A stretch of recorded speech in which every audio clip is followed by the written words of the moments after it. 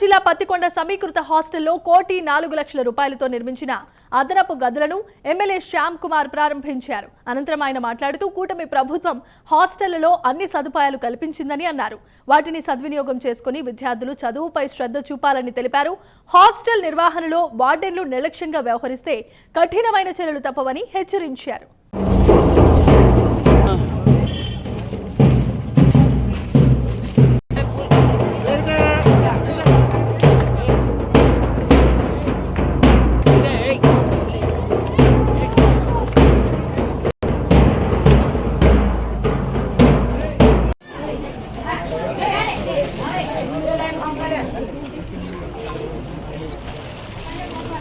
Mohon.